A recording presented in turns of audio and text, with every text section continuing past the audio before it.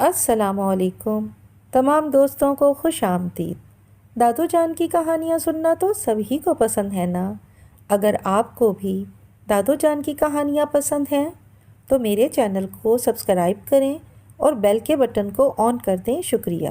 بہت زمانے پہلے کسی ملک میں ایک بادشاہ تھا۔ اس کے 2 بچے تھے، سمیع اور ناز۔ بادشاہ اور ملکہ اپنے بچوں سے بہت پیار کرتے تھے، ان کی ہر خواہش پوری کرتے اور ہر طرح سے ان کے آرام اور خواہشات کا خیال رکھتے۔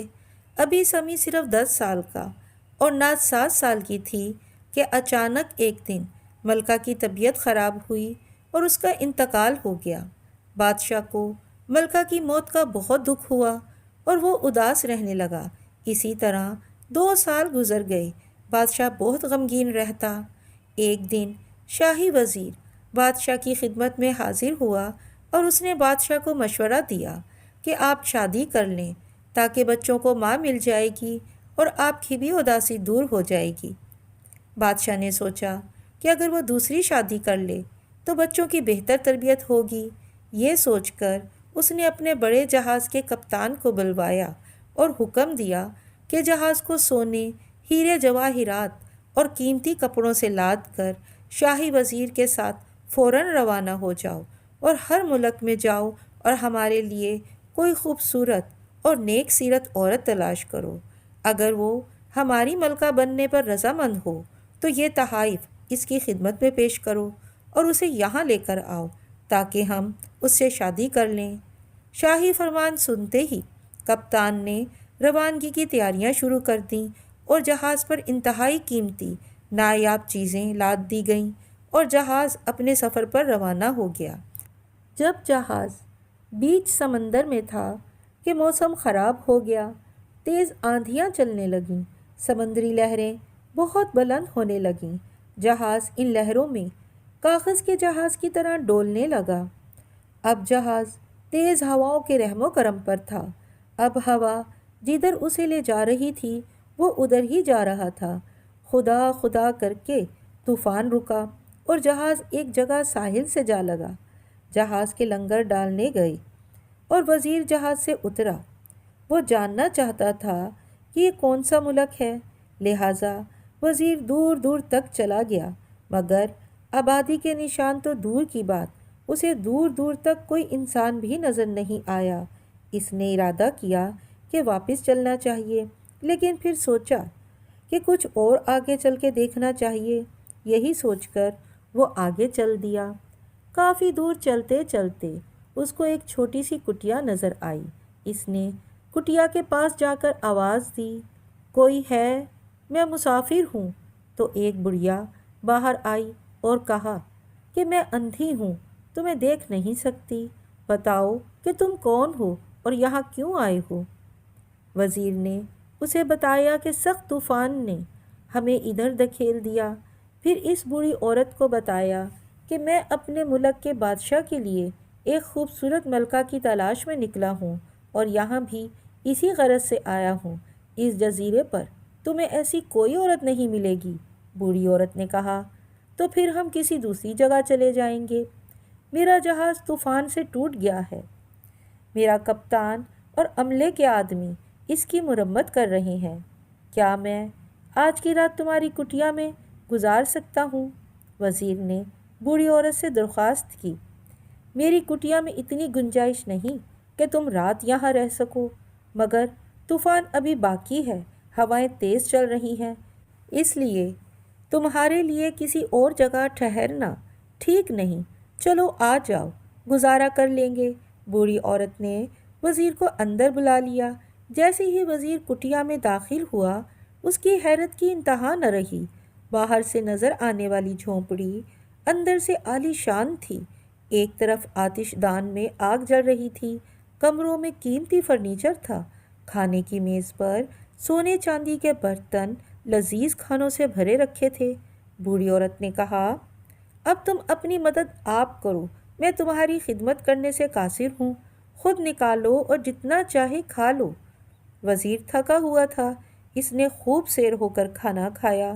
کھانا کھانے کے بعد وزیر نے بوڑھی عورت سے پوچھا کہ ایسے ویرانے میں تم تنہا رہتی ہو؟ ایسا ہی سمجھو، میری ایک بیٹی ہے معروف، ہم دونوں ہی رہتے ہیں۔ بوڑھی عورت نے کہا، ذرا معروف کو بلواؤ، میں اسے بھی تو دیکھوں۔ بڑھیا نے پہلے تو طرح طرح کے بہانے کیے، مگر پھر وزیر کے بہت اصرار پر معروف کو بلانے پر تیار ہو گئی۔ پھر معروف کو آواز دے کر بلایا۔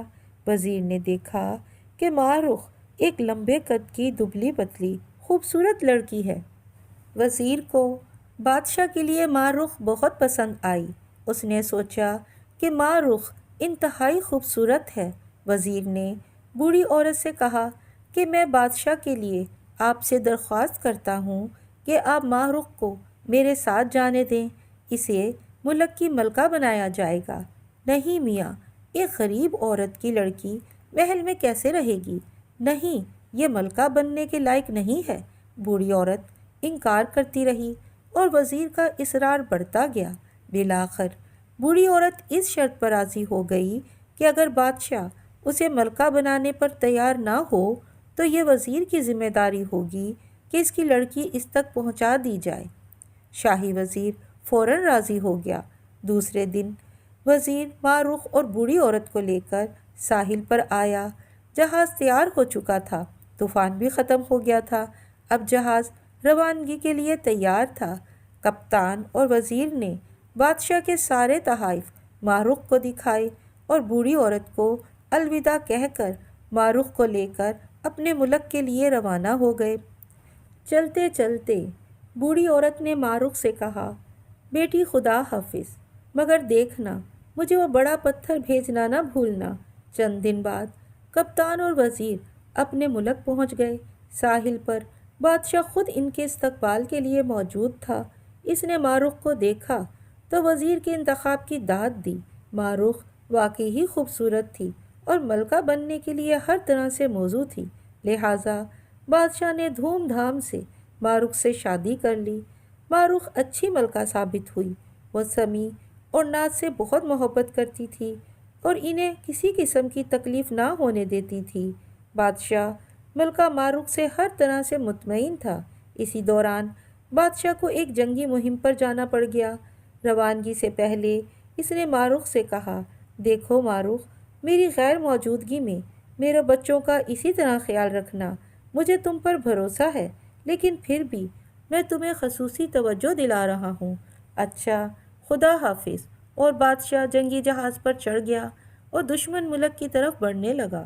ادھر معروف بچوں کی دیکھ بھال کرتی رہی اور ان کی ہر خواہش پوری کرتی، ان کے ساتھ کھیل کود میں لگی رہتی، ان کی تعلیم اور تربیت کا انتظام کرتی اور کبھی تفریح کے لیے چلی جاتی۔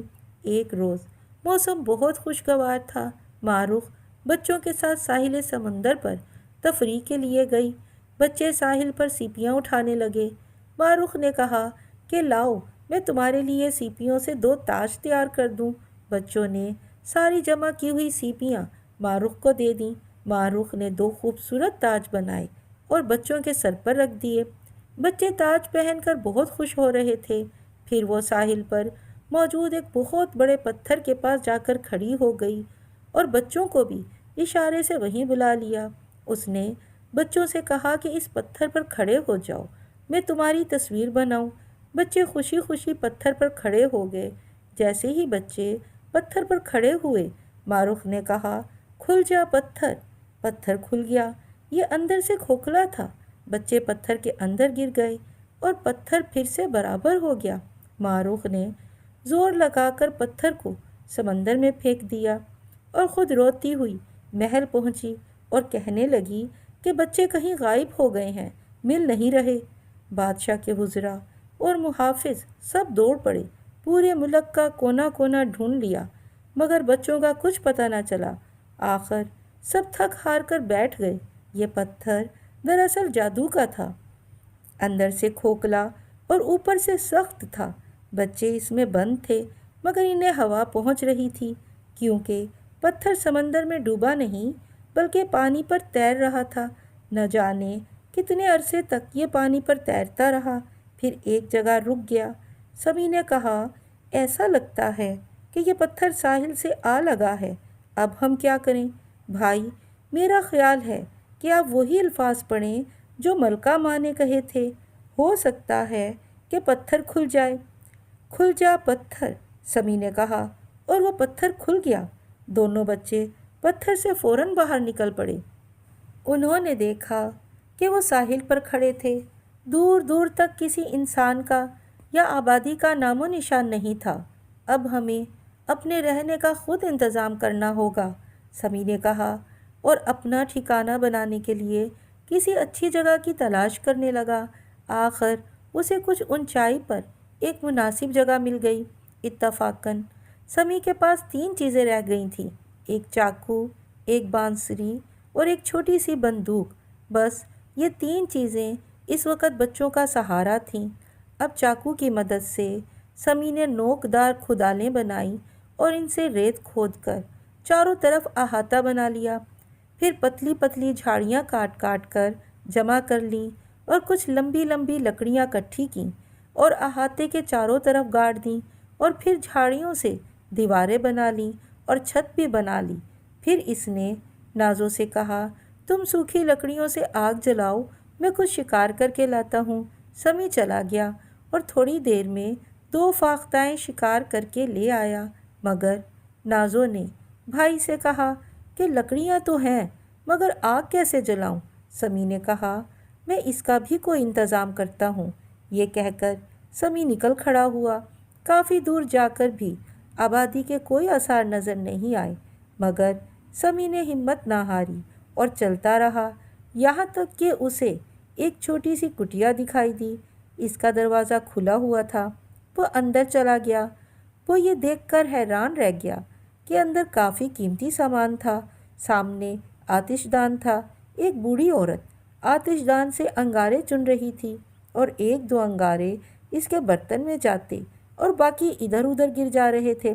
سمی نے سوچا، یہ عورت شکل سے کوئی جادوگرنی لگتی ہے، مگر ہے اندھی، ورنہ انگارے فرش پر نہ گرتے۔ خیر، اسے تو اپنی ضرورت پوری کرنی تھی۔ اسے ایک ٹین کا ڈبہ نظر آیا۔ اس نے خاموشی سے وہ ٹین کا ڈبہ اٹھایا اور آتش دان کے قریب پہنچا اور فرش پر بکھرے ہوئے انگارے ڈبے میں بھر لیے اور خاموشی سے باہر نکل گیا، اور واپس آ کر اس نے انگاروں کی مدد سے لکڑیوں کو آگ لگائی اور فاختائیں بھون لیں۔ دونوں نے پیٹ بھر کر کھایا۔ سمی بہت تھک چکا تھا، سارا دن شکار کے لیے دور دور پھرتا رہا۔ اسے نیند آ رہی تھی۔ اس نے نازو سے کہا، دیکھو نازو، جھاڑیاں اکٹھی کر کے آگ جلا لو، اس طرح جنگلی جانوروں سے ہم محفوظ رہیں گے۔ مجھے تو نیند آ رہی ہے، میں تو اب سوتا ہوں۔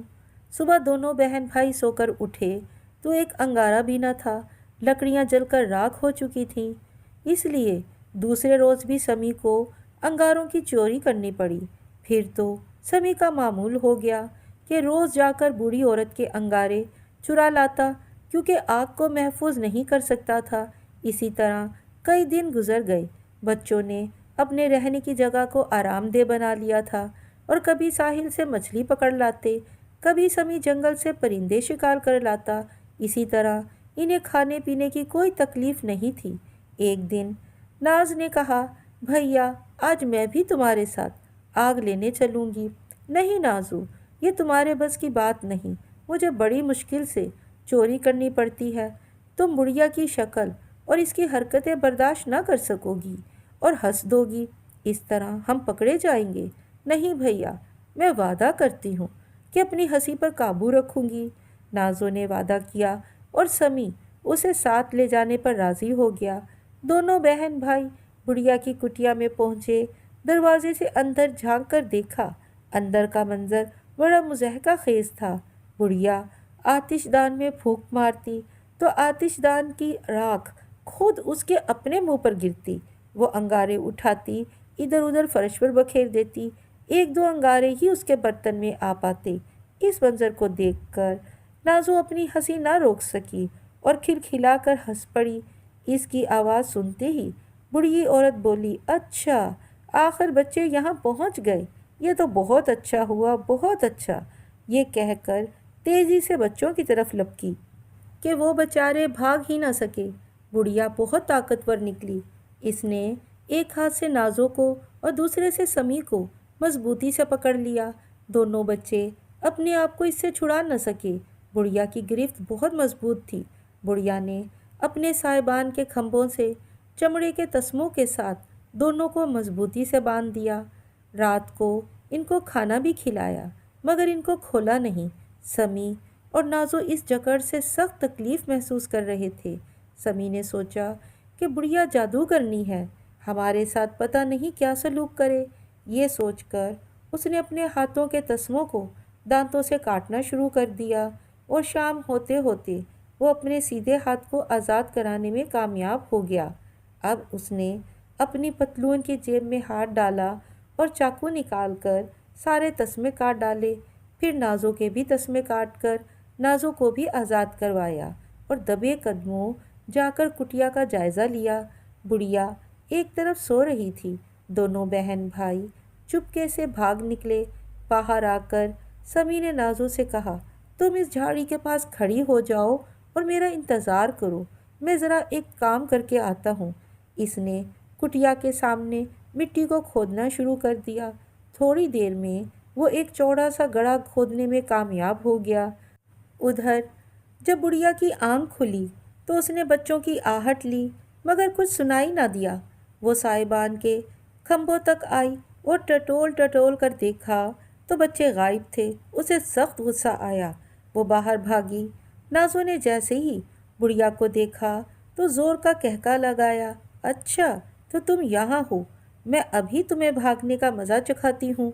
बुढ़िया तेज़ी से आवाज़ की सिमत दौड़ी। अंधी तो थी, उसे गड्ढा नज़र न आया। वो गड्ढे में गिर गई और इसकी गर्दन की हड्डियाँ टूट गईं और बुढ़िया फ़ौरन मर गई। अब समी और नाजो की जान में जान आई। वो सीधे अपने घर आए। आज जब उन्होंने आग जलाई तो रात भर आग जलती रही और सुबह अंगारे मौजूद मिले। शायद बुढ़िया की मौत के साथ उसका जादू भी टूट गया था, मगर अब बच्चे इस वीराने में और तन्हाई से उकता गए थे। इनकी नज़रें समंदर की तरफ लगी रहती कि शायद कोई जहाज़ किसी दिन इधर से गुजरे और इन्हें इनके मुल्क तक पहुंचा दे। एक दिन दोनों बहन भाई साहिल के किनारे बैठे थे कि समी बांसुरी बजा रहा था और नाजो सीपियाँ चुन रही थी कि उन्होंने 3 जहाज़ों को दूर से आते देखा। समी ने ज़ोर ज़ोर से बांसुरी बजाना शुरू कर दी और नाजो ने हाथ हिला हिलाकर मदद मदद पुकारना शुरू कर दिया। किस्मत अच्छी थी, जहाज़ वालों ने इनके इशारे समझ लिए। एक जहाज़ साहिल की तरफ बढ़ने लगा। ये एक जंगी जहाज़ था और इसके अर्शे पर बच्चों का बाप बादशाह मौजूद था। जहाज़ से कश्ती साहिल पर भेजी और बच्चों को कश्ती पर बिठाकर जहाज़ तक पहुंचा दिया गया। बादशाह बच्चों को देखकर हैरान रह गया। बादशाह ने बच्चों से पूछा कि तुम इस वीरान साहिल पर कैसे पहुँचे हो। बच्चों ने सारा वाक़या बयान कर दिया कि किस तरह इनकी मलका माँ ने एक बड़े पत्थर में बंद करके समंदर में फेंक दिया और फिर किस तरह ये बुढ़िया की कैद से आज़ाद हुए। बादशाह को ये सुनकर बहुत गुस्सा आया और उसने फैसला कर लिया कि वह मलका को ज़रूर सज़ा देगा। चंद दिन के बाद बादशाह अपने मुल्क पहुंचा। मारूख ने बच्चों को बादशाह के साथ देखा तो फ़ौरन इसके कदमों में गिर पड़ी और माफ़िया मांगने लगी। मारूख ने बताया कि वो बुढ़िया इसकी माँ नहीं बल्कि एक जादूगरनी थी। मेरी माँ के मरने के बाद इसने मुझे अपने जादू में कैद कर लिया था और मैं इसकी हर बात मानने पर मजबूर थी। इसके हुक्म के तहत मैंने बच्चों को इस तरफ पहुंचा दिया था। वो आपकी पुरानी दुश्मन थी। वो आपके बच्चों को मारकर आपसे बदला लेना चाहती थी, मगर समी ने जादूगरनी को मार दिया। इसके साथ ही इसका जादू ख़त्म हो गया और मैं भी इसके जादू से आज़ाद हो गई। मैंने जो कुछ किया उसकी सज़ा मुझे ज़रूर दीजिए, मगर मुझे अपने साथ रहने दीजिए। फिर देखिए मैं आपसे और आपके बच्चों से कितनी मोहब्बत करती हूँ। नहीं अब्बू, इनको कोई सज़ा न दीजिए। ये तो बुढ़िया के जादू की वजह से मजबूर थीं। जादू के असर में कुछ किया जाए तो उसकी क्या सज़ा। अब्बा जान, इनको माफ़ कर दें। बादशाह ने बच्चों के इसरार पर मलका को माफ़ कर दिया।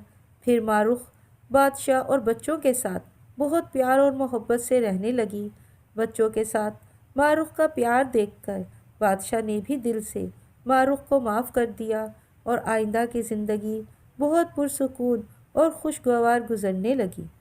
دوستو، کہانی اچھی لگی ہے تو اسے لائک کریں اور میرے چینل کو سبسکرائب کر دیں۔ شکریہ۔ اللہ حافظ۔